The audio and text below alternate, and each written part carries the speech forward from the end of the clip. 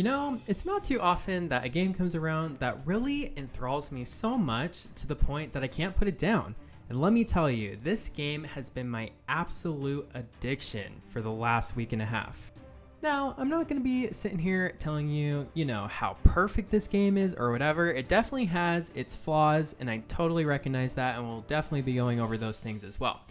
But I've been able to move past those things to really get to the heart of some good gameplay that I have really, really enjoyed. Yo, what is going on, you guys? Thank you so much for tuning into this video. My name is Ryan, aka Arpit. If you guys are not yet subscribed, make sure to hit that subscribe button. But today we're going to be talking about the newest free Nintendo Switch game, Spellbreak. Yes, I know what you're thinking. Ryan, it is another Battle Royale game. We've already had plenty of those. We got Apex Legends coming out, and you are totally right. And I get that this video is probably not going to be for everyone, or at least, not have the same opinion as me, just because, if you're sick of battle royales or it's just not your favorite type of game, then you're just not going to like it. But for me, this is a game that I've really enjoyed. So let's get into the nitty gritty of Spellbreak for the Nintendo Switch. So Spellbreak has actually been out for a while, at least in its initial testing phases, and I think it's been out for over a year now, but it just dropped for free on consoles and PC. Now, when this game first launched, a week or so ago, the squads mode was the only mode that was available. But as of yesterday, September 14th, this game now has solos, duos, and squad modes, just like all your favorite battle royales. Now, like I mentioned before, this is a battle royale game, and I get that battle royales are not for everyone, or you might just be sick of it. So that's totally cool, and you can totally have a separate opinion from mine. But personally, I've really enjoyed Battle Royale games, and I am also looking forward to Apex Legends when it launches on the Switch, really just to see how it runs. But for me, I would argue that Spellbreak does enough different and unique to separate itself at least a little bit from other Battle Royales that are available. Now, getting into what Spellbreak is all about, as you can imagine from the title of this game, the gameplay is surrounded through spells and magic rather than guns and ammunition like many other battle royales. Now, before you enter a match, you choose between 6 different classes, each with different abilities and spells at your disposal. At the same time, you can also choose between 3 different talents which will aid you and give you different abilities in your match. Now, while the idea of looting chests and finding better loot than you currently have isn't a new concept, there are a ton of different upgrades for you to be able to find. You can upgrade your armor belt, your run speed, your mana or stamina, etc.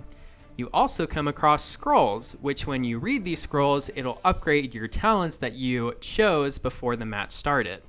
Now, depending on the class you chose, you have a main gauntlet, and you can equip a second gauntlet to give you those spells and abilities as well. And this is where the core gameplay really separates itself. You can combine 2 different spells together to create a special effect to damage your opponents, and there are so many combinations of elements that I feel like after playing for so many hours as I have, I still have yet to discover all the combinations that this game has to offer. And I absolutely love that. It really keeps the gameplay different from match to match, and it really just allows you to experiment too.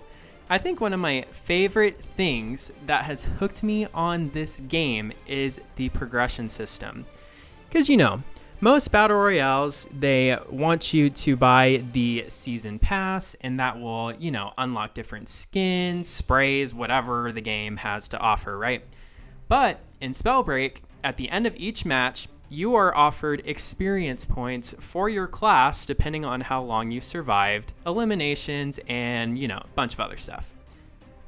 Now, this progression allows you to unlock a few things, but most importantly, at least in my opinion, is the new talents. I really like that they made a progression system because it really gives you a reason to try out all the different classes so that you can unlock all of the talents that are available. The progression itself doesn't feel like super slow or too daunting of a task to combat. It really does feel just about right. It's not something you're just gonna, you're not gonna unlock all the talents, you're not gonna cruise right through it, but it's also not going to take you, 100 hours or whatever to be able to unlock everything, which I think is really nice. Now, there are a handful of things that feel like they probably need some work. And the first of those things is that all classes are not created equal. It definitely feels like some of the classes just are so much worse than some of the others when you compare them that it was really hard for me. I really was just grinding some of the classes so that I could unlock those new talents. Like the wind, I just don't know if I'm playing it wrong, and you guys can totally roast me on this or whatever, because maybe I was. But for me, like my favorite is using ice, fire, those kinds of things, because I'm able to do way more damage than wind. I get the wind, like it moves fast, but I don't know. For me, it just took way too long for me to eliminate my opponents when I was using wind rather than, other classes. So just things like that. Those are things that'll probably get tweaked in the future, just with different updates and things like that. But at least as of right now, it definitely feels like some of the classes are stronger than others. Now, one thing I will say, though, is that each class will give you, every person maybe will like a specific class. So while I might like, ice or the Frostmourne class, you would be maybe in particular to poison or fire or whatever it is, right? So there's different ways to play depending on the class that you choose. And so those things are really well done.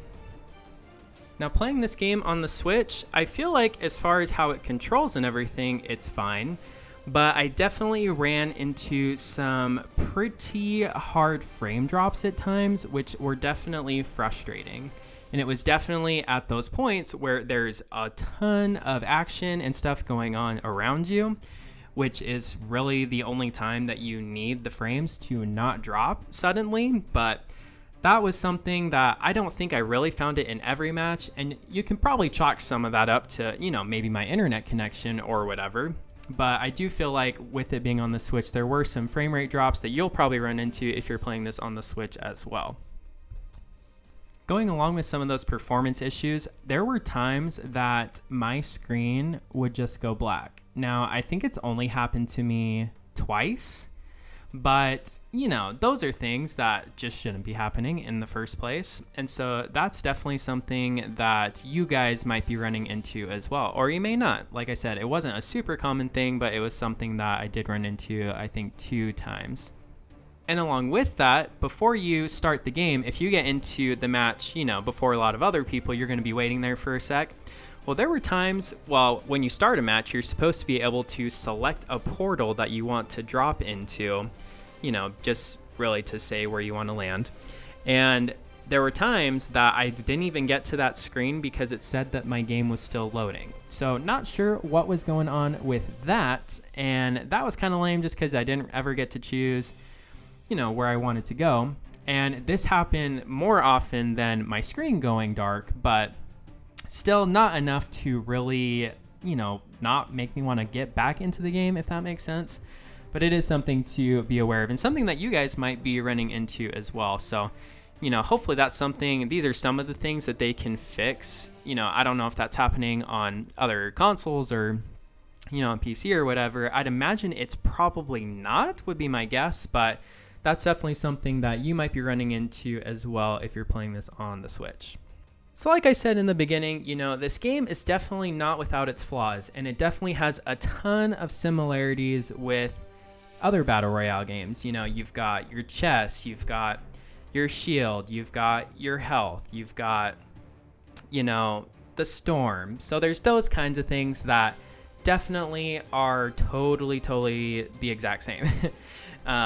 Now, one last thing that I'll point out that I feel like is kind of unbalanced, I guess, in a way, and sometimes I found it really frustrating, is in other games, your armor is really just based on the shields that you find, where in this game, you actually need to find an armor belt before you can get any armor actually equipped.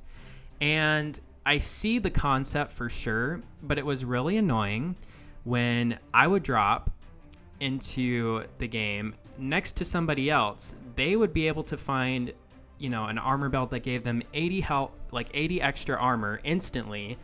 I couldn't find crap. And then I'm sitting here trying to take away an extra 80 of their health when I just have, my 100 health that I've been stuck with. So that was something that was, I think, is probably the most annoying, and I'm sure it's been annoying for other players when that same thing has happened to me. So, over the course of a few matches, it kind of cancels itself out, I guess you could say. But that's probably something that would be one thing that would deter me away from wanting to jump back into games. So, that along with the different classes, how they feel a little unbalanced, those are definitely things that could change. But those are probably some of the things that would actually deter me from wanting to play this game.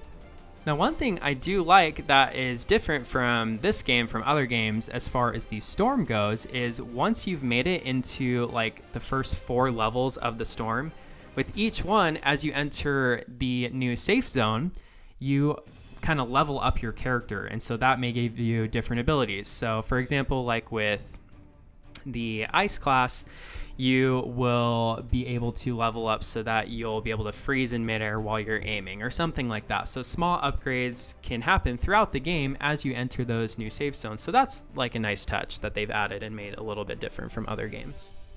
2 other things I'll mention just really quickly that I think is a really positive thing about this game is, one, it really does feel like the developers of this game are constantly trying to do everything they can to listen to the community. And that can be a big thing with these games. If you don't have a good developer that's not willing to listen to people and willing to change things, then, if it sucks, like it's gonna suck. So that's one thing that is really, really positive. And the second thing is just exploring the different combinations. One thing I haven't talked about yet is I don't even know what to call them, but they're sort of abilities, I guess, that you find and pick up. So like one will let you fly through the air, one will let you go invisible. So those kinds of things can really combo well with your class and those upgrades that you get. So for example, like with the poison, you can get a damage boost for when you are invisible. So if you can find an invisibility cloak. I don't know why that's the first thing that popped in my head, because that's definitely from Harry Potter, but kind of makes sense with the spells, but you know what I mean. Anyway, there's those types of combinations that really pair well, and those are things that you kind of just discover and figure out as you play through the game. So like I said before, there's just so much to discover and figure out and explore with this game. Like, I've put in so many hours and I still want to just jump back in and keep discovering things. And that's something that's really telling, I think, of a game that actually makes you want to go in and discover and try out those different things. Is just a super, super positive thing about this game and why I have found myself being so addicted to this game. So if you are a fan of Battle Royale games, this is definitely one that you have to try out if you have not already. Like I said multiple times and in the title of this video, I am absolutely addicted to this game. It's a game that constantly keeps me hooked, wants me to keep discovering and things like that. It definitely has its performance issues, so it's not perfect, and I totally get if you're over Battle Royales or that's just not your type of game, and that's cool too. But for me, this is one that I have absolutely loved playing and has a great community behind it. So this is absolutely one, in my opinion, that you should be checking out. Thank you guys so much for watching. If you guys enjoyed this video, make sure and like and subscribe if you guys are new here as well. I just recently started a new job, so my schedule's a little bit different and wonky than kind of has been over the last few months, so kind of bear with me on that. But if you guys enjoy the Switch and, you know, just these types of videos, definitely subscribe because there will be more in the future. But anyway, I will see you guys in the next one. Peace.